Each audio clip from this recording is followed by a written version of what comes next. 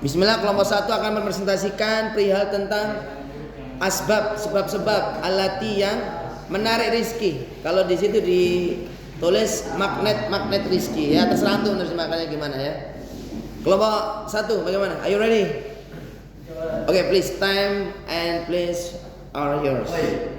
Assalamualaikum warahmatullahi wabarakatuh. Waalaikumsalam warahmatullahi wabarakatuh. Ya, di siang kali ini kami dari kelompok 1 ingin menjelaskan tentang hal-hal apa saja yang membuat kita dapat menarik rezeki dan bisa menjauhkan rezeki itu yang menunda, walaupun kita pasti ada rezekinya masing-masing, cuma ditunda. Itu akan disebutkan, akan dijelaskan oleh kita dan akan dijelaskan dulu oleh adik Pak Bismillahirrahmanirrahim.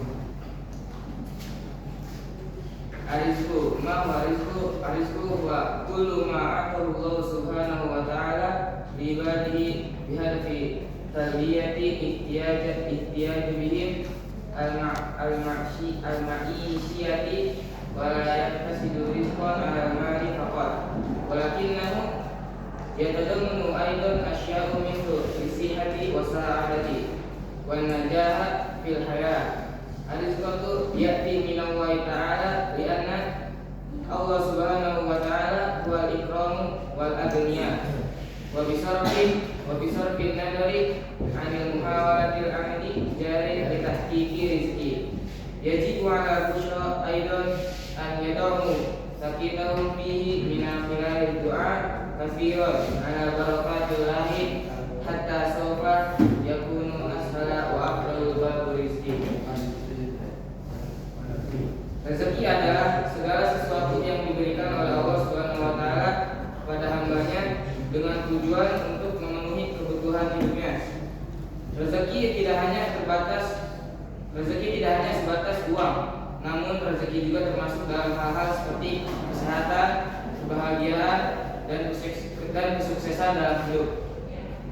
Dan rezeki itu datangnya dari Allah Subhanahu wa taala, karena Allah Subhanahu wa taala merupakan Maha Pemberi dan Maha yang kaya. Selain berusaha dengan cara bekerja untuk meraih rezeki, manusia juga harus bertawakal dengan banyak-banyak berdoa kepada Allah agar dimudahkan dan dibukakan pintu rezekinya. Sini ada 8 amalan untuk pembuka rezeki. Yang pertama ada salat duha. Yang pertama ini melaksanakan salat duha.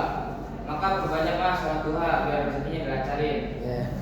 Yang kedua, qiraat suratul Waqiah, membaca surat Waqiah.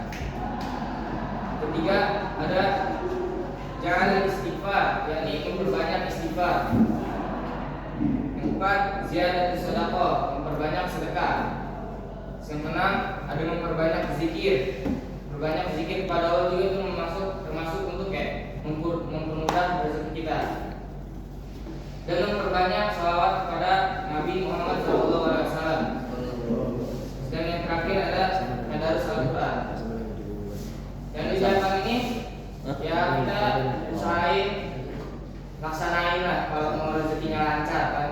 Entah itu rezeki dari kebutuhan ekonomi atau enggak kesehatan badan atau apa gitu kan. Terus di sini kita juga ada nih yang kebiasaan buruk yang menghalang rezeki. Yang jadi penghalang rezeki itu adalah tidur pagi habis sholat subuh itu kan. Biasanya pagi-pagi itu kan banyak rezeki yang diturunin oleh Allah. Kalau paginya tidur kan istilahnya rezekinya dipatok ayam kan. Yang kedua, tidur sepanjang malam. Kalau nggak begadang, tapi begadang itu nggak ngapa-ngapain tuh tanpa tujuan yang jelas. Yang ketiga, makan dalam kondisi junub. Nah itu juga termasuk untuk menghalang rezeki kita. Dan yang terakhir, sampah dibiarkan berserakan di rumah ataupun ya di tempat manapun. Ya mungkin sekian dari kita. Ya, mungkin sekarang sesi pertanyaan.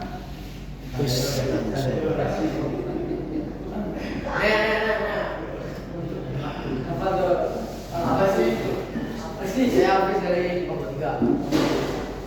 Apa sih yang dimaksud banyak anak baik rezeki? Nah,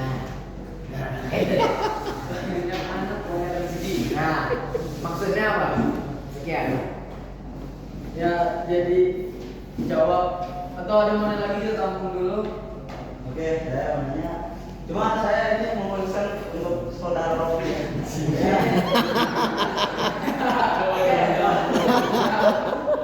Boleh, boleh. Tadi kan dijelaskan Bung Adit itu ada upaya biar rezeki itu selancar dan mengalir. Ada berapa? Namun kenapa orang-orang yang apa sih orang-orang kafir itu malah orang-orang kafir itu tidak melakukan sholat duha dan malah tidak melakukan sholat wajib, bahkan syahadat aja tidak gitu. Kenapa mereka biasanya selancar air mengalir banget padahal tidak menggunakan logika? Malah dia itu malah jadi bos.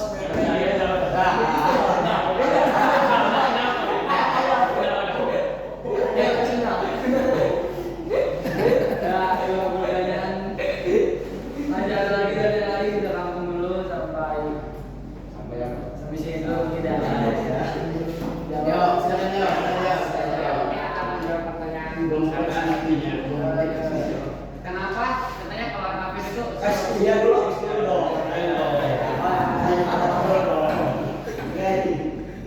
Lebih baik. Kenapa? Kenapa banyak anak banyak rezeki gitu. Yang dimaksud banyak anak berrezeki itu kenapa? Oh, yang dimaksud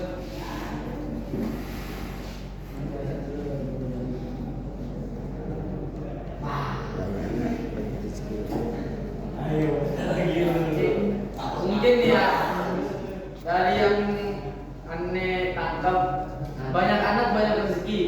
Jadi ibarat setiap orang itu kan punya porsinya rezeki masing-masing tuh. Nah jadi kalau misalkan kita semakin banyak anak, semakin banyak juga rezeki keluarga itu. Asik. Dari mana banyaknya anak-anak kita lah. Jadi rezekinya anak ini ada rezekinya di hari ini.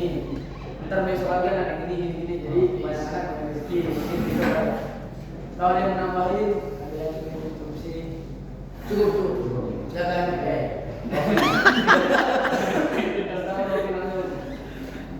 jadi kenapa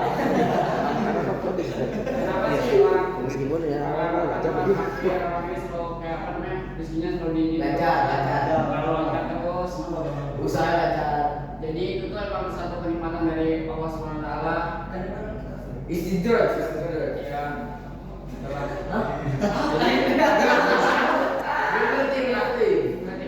Ketika kafir itu diberikan nikmat terus menerus, dia dikasih nikmat, Allah dikasih nikmat lagi, tapi sebenarnya apa tuh meninggalkan dia, merupakan dia gitu. Makanya itu apa ya? Nah itu ada banyak sih dari Quran, tapi mungkin satunya Fabiya ialah yang bikum atau kajiban.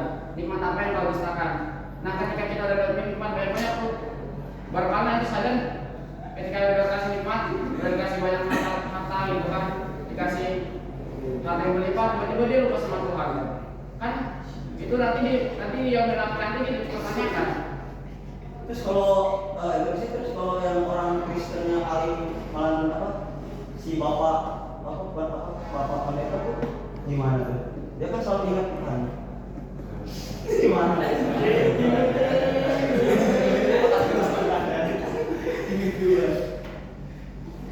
Mungkin karena kan itu apa namanya?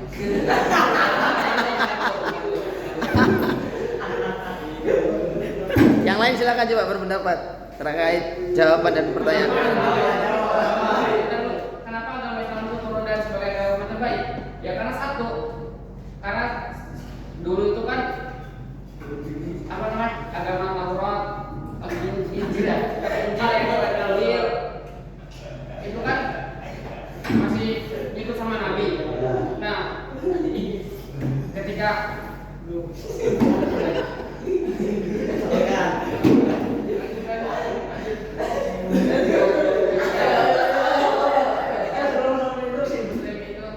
muncul itu tuh banyak aliran sesat gitu.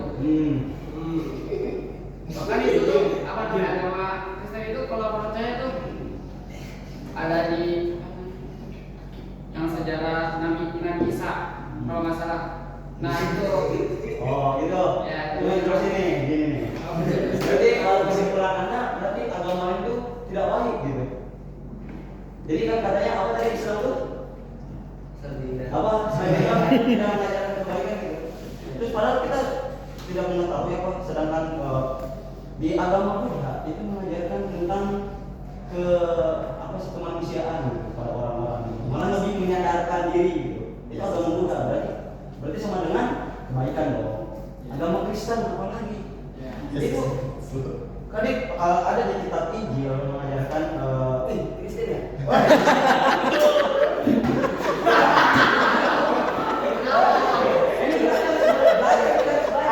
Bante. Itu ada kayak ada dari surat Christopher atau apa? Kayaknya isinya seperti ini gitu. Meskipun kamu sedang sendirian, meskipun kamu sedang patah hati, tenang gitu. Kamu tidak sendirian, ada aku di sampingmu. Berarti kan kalau di dalam rohani ini berarti itu selalu percaya gitu bahwa selalu ada yang nolongnya gitu. Apakah tidak mengajarkan kebaikan? Kebaikan dong. Gimana?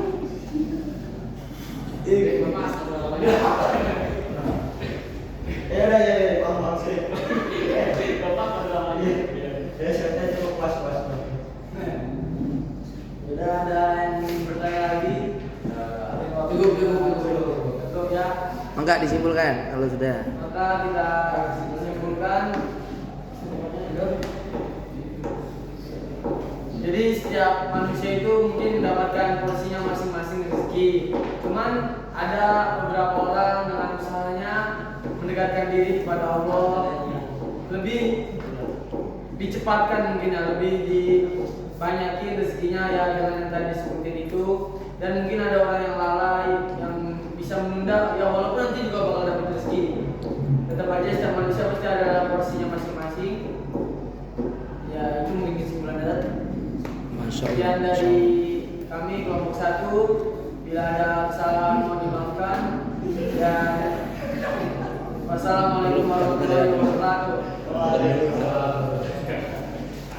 Terima kasih untuk kelompok 1 yang telah berusaha menyelesaikan perkara-perkara ya menarik rezeki. Tepuk tangan dong.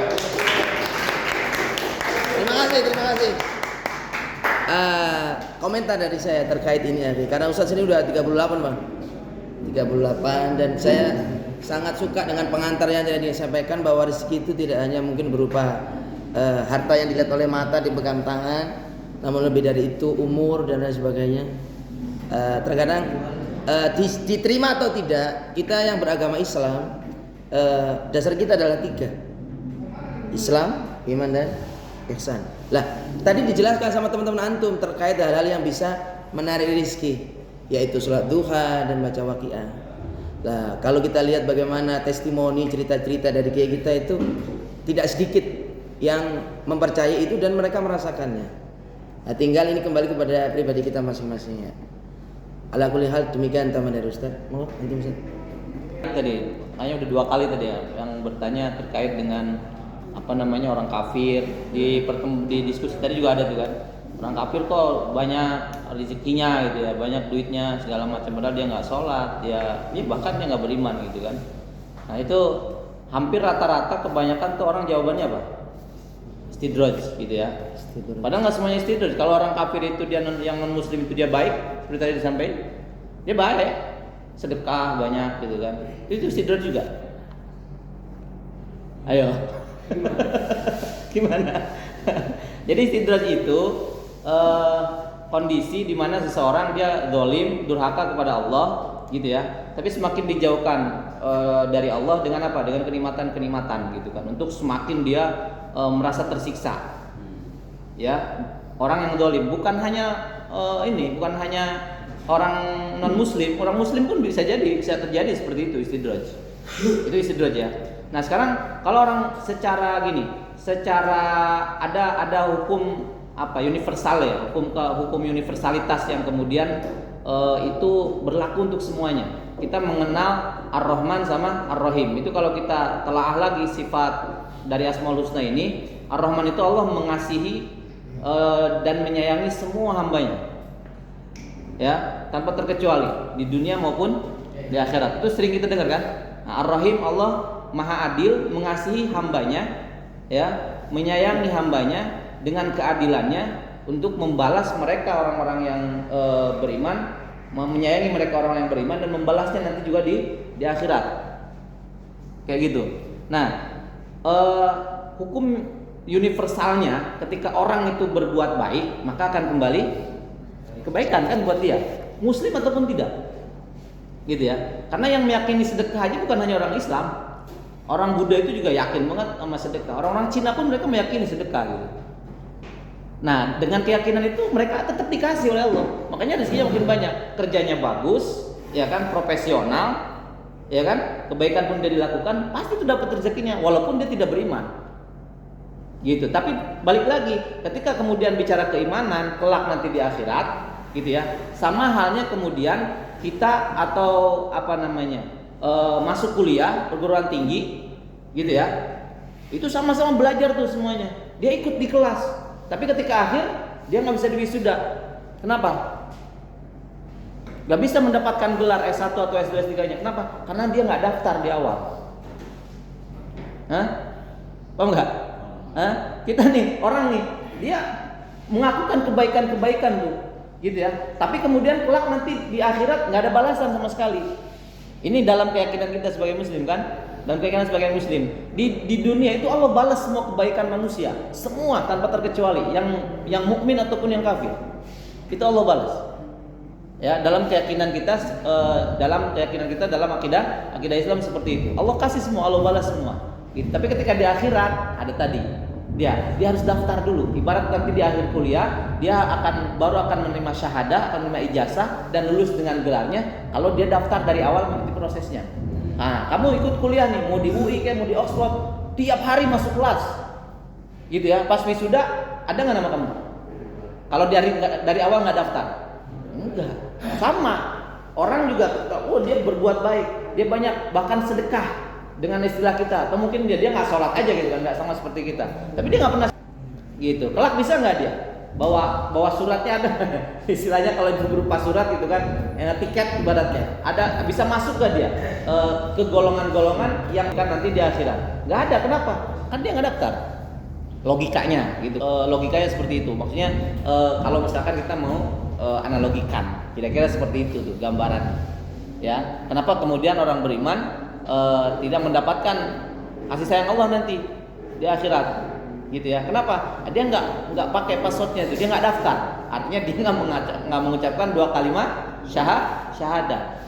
Kebaikan dia lakukan, profesional, bagus dia, gitu kan. Maka kita nggak boleh terjebak dengan semua agama itu benar. Nah itu kan sering muncul tuh, semua agama itu benar kok, semua nanti akan masuk surga. Dalam akidah kita nggak bisa begitu.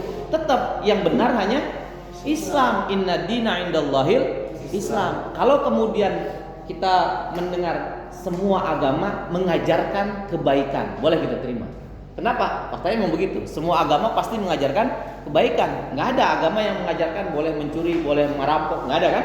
Tapi semua mengajarkan kebaikan. Dan kebaikan-kebaikan itu yang dibalas oleh Allah di dunia untuk semua orang, baik yang mukmin maupun yang kafir. Wallahu a'lam bishawab. Wa jazakumullah. Alhamdulillahirabbil alamin. Terima kasih Ustaz. Ini bisa antum bawa akhi, mengaruhi kehidupan antum. Dan kalau Ustaz boleh saran Bang, coba antum nanti rubah. Sebenarnya orang kafir itu juga non muslim ya. Siapa tahu mereka nggak kaya malah. Hanya 1, 2, 3 yang itu terkenal. Ya. Atau malah sebaliknya, karena orang Islam itu menjalankan agama dengan benar, yang kaya itu tidak menampakkan diri. Ya. Bisa aja itu. Lah, akan terjadi mungkin di antara antum nanti memang jadi orang kaya, cuma nanti antum nggak tampil, sehingga nanti al-Islam ya'lu wala yu'la. Baik Ustaz, sudah jam segini. Kalau kita lihat jamnya jam 11. Ini tersisa satu kelompok teman kita Arjuna dengan Bagus. Tinggal 2. Sedangkan waktunya sudah lewat 11 menit. Monggo kebijakan yang menurut. Dan nggak ada. Maju, siap? Siap maju? Lanjut. Gak apa-apa, kalau udah dikerjakan, gak apa-apa dipresentasikan aja. Mungkin beberapa menit.